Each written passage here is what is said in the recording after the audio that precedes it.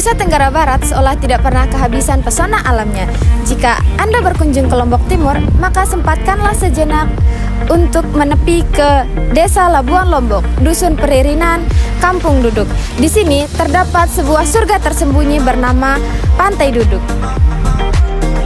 Sesuai dengan namanya, pantai ini menjadi tempat paling tepat untuk sekedar duduk, merenung, dan melepas penat, jauh dari kebisingan kota. Pantai Duduk menawarkan ombak yang tenang, angin sepoi-sepoi, serta pemandangan eksotis dengan latar belakang Pulau Sumbawa di seberang lautan. Sekarang, saya akan berbincang-bincang sedikit dengan salah satu wisatawan Pantai Duduk. Yuk ikut. Halo Kak. Halo, Bisa berbincang-bincang sedikit dengan Mbak siapa? boleh, saya Mbak Wanisa. Oh iya. Kira-kira bagaimana kesannya tentang wisata ini? Pertama awalnya saya kenal pantai ini saya dengar dari teman-teman. Kebetulan juga di sini tuh posko KKN saya. Jadi saya cobalah buat pergi ke pantai ini. Oh ternyata bagus. Ternyata juga pantai ini belum banyak yang kenal gitu. Jadinya kalau kita pergi ke pantai ini kayak serasa pantai ini milik kita sendiri gitu karena sepi gitu, belum banyak yang berkunjung. Ternyata walaupun belum banyak yang berkunjung gitu, ternyata pantai ini bagus, bersih gitu. Baik. Kira-kira jalanan untuk pergi ke Pantai Duduk ini jalannya bagaimana? Bisa diceritakan atau kesannya bagaimana? Kalau untuk jalannya sih lumayan bagus gitu, nggak terlalu sepi gitu jalan menuju ke pantai ini. Kebetulan masih banyak penduduk-penduduk di sini gitu, jadi nggak takut gitu, masih bagus juga jalan menuju ke sini tuh bagus. Baik, terima kasih atas ketersediaan Mbak Wanisa untuk wawancara dari saya. Untuk mencapai lokasi ini, wisatawan hanya perlu menempuh perjalanan singkat dari pusat Desa Labuan Lombok karena belum dikelola secara komersial oleh industri besar. Keasrian pantai ini sepenuhnya dijaga secara swadaya oleh masyarakat sekitar yang sadar akan potensi wisata desa mereka. Bagi Anda yang berencana berwisata ke Lombok, destinasi wisata tersembunyi ini wajib masuk ke dalam list Anda. Tapi ingat, tetap jaga kebersihan dan jangan meninggalkan apapun selain jejak kaki. Saya selaku reporter Sakinatul Walidain dan juru kamera saya Hertiza Amelia melaporkan. Saya kembalikan ke studio.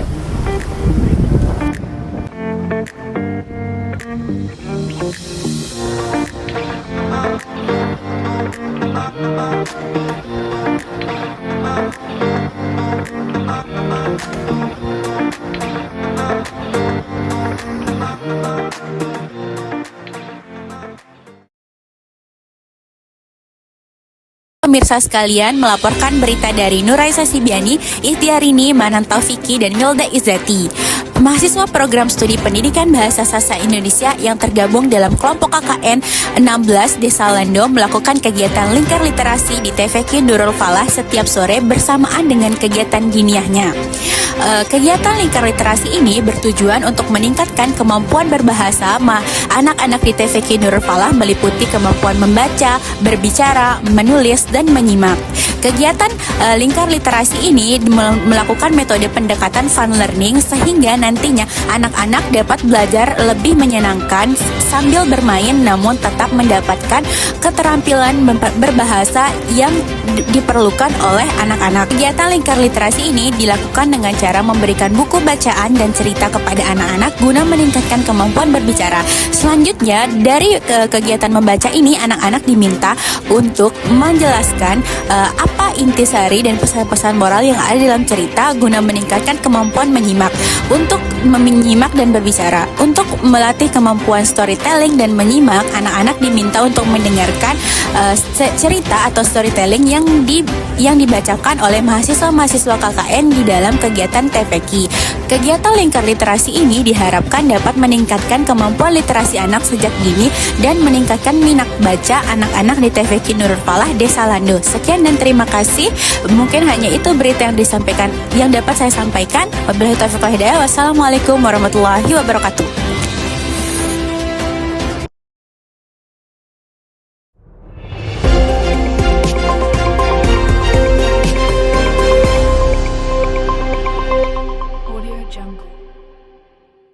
Pemirsa, tingginya mobilitas mahasiswa dan pekerja membuat kebutuhan akan tempat tinggal sementara atau kos-kosan semakin meningkat.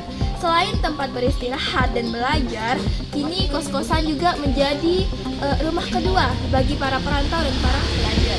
Saat ini kami berada di salah satu kos-kosan yang berada di Sanggeng yang memiliki suasana yang aman, lokasi yang aman, lingkungan yang aman, dan tempat yang strategis serta dekat dengan kampus, sehingga kos-kosan ini banyak peminatnya dari kalangan mahasiswa, dan terutama di sini banyak dari kalangan mahasiswa terutama di Universitas Hamzah Wadi itu tersendiri. Yuk kita lihat.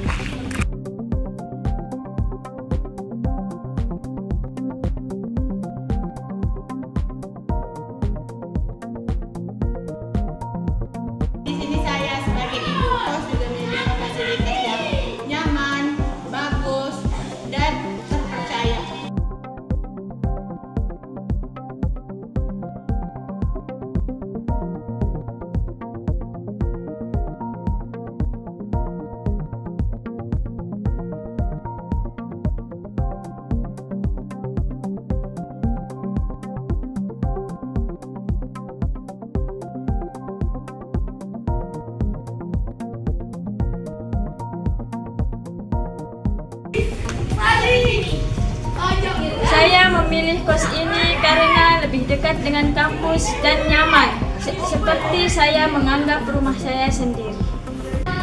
Keberadaan kos-kosan tidak hanya membantu para perantau mendapatkan tempat tinggal, akan tetapi juga di peluang usaha yang mendukung perekonomian masyarakat. Saya Siti Saidatul Ilma melaporkan dari Pancur Sanggeng, Lombok Timur, beserta kameramen saya Emiatul Aini.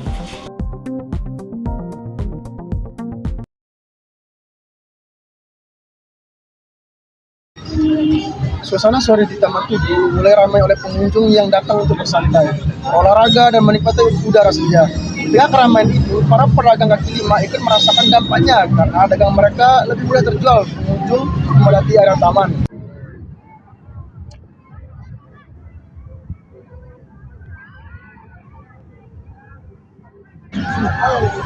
Taman Tugu kini bukan hanya menjadi tempat rekreasi, tapi juga ruang aktivitas masyarakat di sore hari.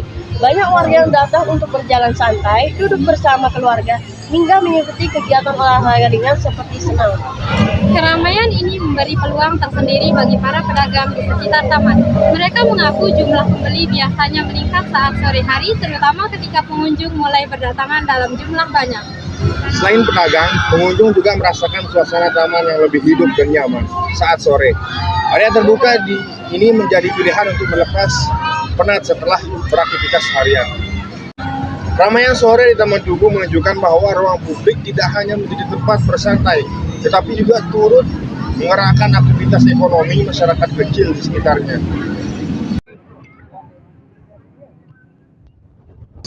Keramaian ini membawa berkah bagi pedagang sekitar karena pembeli cenderung meningkat pada waktu sore.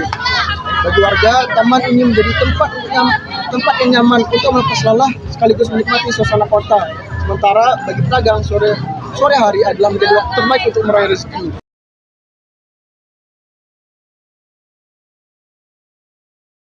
Selamat pagi pemirsa, hari ini Jumat 10 Juli 2026 kami melaporkan kondisi di Desa Peringgajurang Utara. Masalah penumpukan sampah masih menjadi kendala utama bagi warga setempat. Hal ini disebabkan karena belum tersedianya lokasi atau tempat pembuangan akhir sampah yang layak dan resmi di wilayah tersebut. Akhirnya, warga terpaksa membuang sampah ke aliran sungai atau dengan cara membakarnya di lahan sekitar pemukiman. Setiap harinya, setiap kepala keluarga di dusun ini menghasilkan sampah rumah tangga berupa sisa makanan, plastik, dan barang bekas lainnya.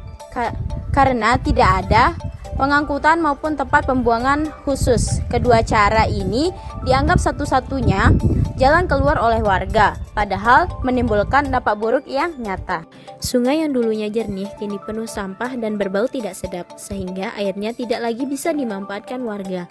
Selain itu, asap hasil pembakaran menyebar kemana-mana, membuat udara menjadi tercemar, berbau, menyengat, dan mengganggu pernapasan serta kenyamanan warga sehari-hari. Perkenalkan, saya Faisal Tamim. Kedatangan kami di sini ingin mewawancarai Ibu terkait tentang sampah yang ada di Desa Peringga Jurang Utara ini, Bu. Jadi, gimana tanggapan dan harapan Ibu terkait masalah sampah yang ada di Peringga Jurang Utara ini, Bu? Saya Nur Hidayah. Saya selaku Ketua Desa Wisma di sini sekaligus sebagai guru TK di TK Cipta Mandiri. Ya, langsung saja ya menanggapi tentang TPS, tempat pembuangan sampah yang belum ada di wabil khusus di Pau Reba ya. Dusun kami di sini di Pau Reba. Ya, memang ini merupakan permasalahan sekali buat kami ya, karena memang belum ada tempat pembuangan sampah umum.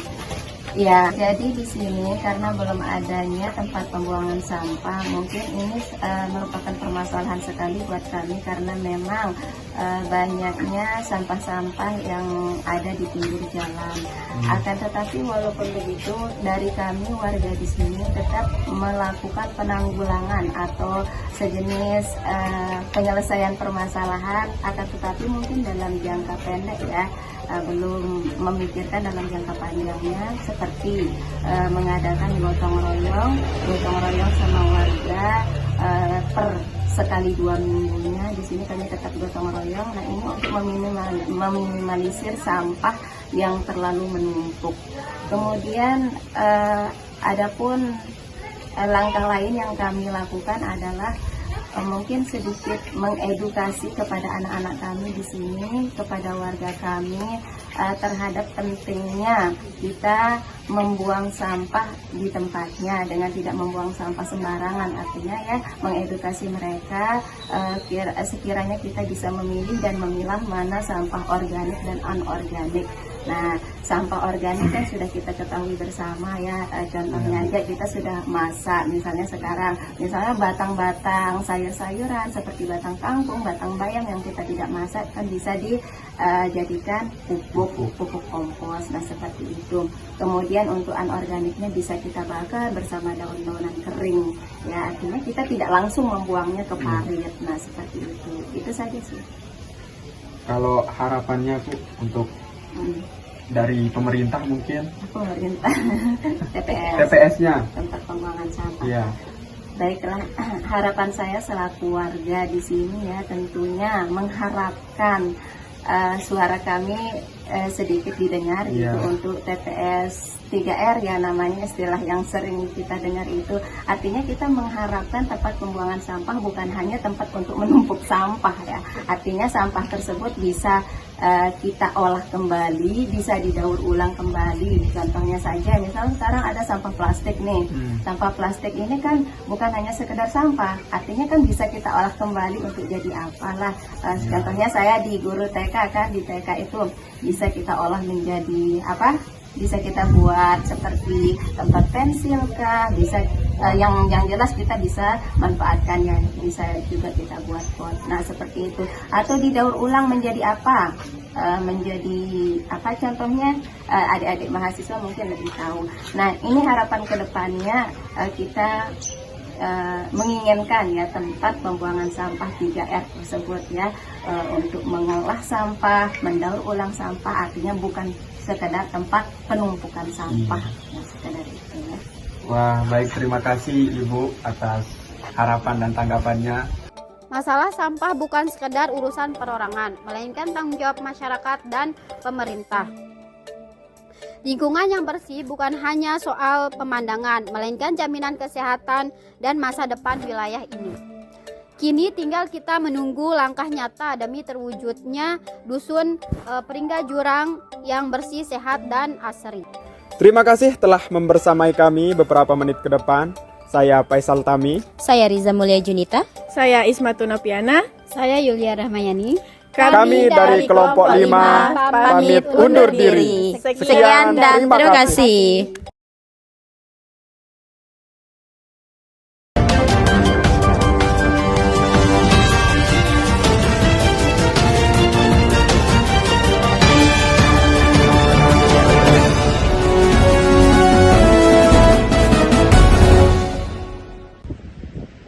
Assalamualaikum warahmatullahi wabarakatuh. Perkenalkan, nama saya Aula Akbar. Saya prodi Pendidikan Bahasa Sastra Indonesia dan saya sebagai divisi kameramen. Sekian, Assalamualaikum warahmatullahi wabarakatuh. Halo, Assalamualaikum warahmatullahi wabarakatuh. Perkenalkan, nama saya Hamzan Wadi. Saya dari prodi PBSI, sedang membuat tugas terkait dengan berita. Jadi sebagaimana yang kita lihat di sekitar kita ini, banyak sekali sampah-sampah di sekeliling ini. Nah, itu sebagai tantangan kita sebagai masyarakat untuk tetap menjaga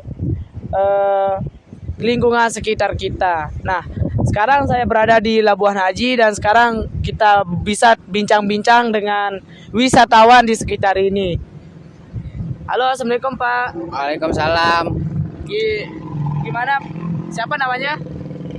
Baik Bapak, nama saya, kita perkenalkan dulu nama saya. Siap. Ya, siap. Nama saya M. Ali Bastomi, Bapak. M. Ali Bastomi dari mana? Dari Aikmal, Pak. Dari Aikmal. Berarti M. Ali Bastomi ini sebagai wisatawan di Pantai Labuan Haji ini? Ya. Saya tadi berkunjung, Pak. Nah, terkait dengan sampah-sampah di sekitar ini, bagaimana pendapat dengan Saudara Ali Bastomi sebagai wisatawan di Pantai Labuan Haji ini? Untuk masalah pantainya sih, Pak, ya bagus banget udah view-nya, Pak. Tapi sedikit terganggu oleh ini sampah-sampah ini, Pak. Iya, benar.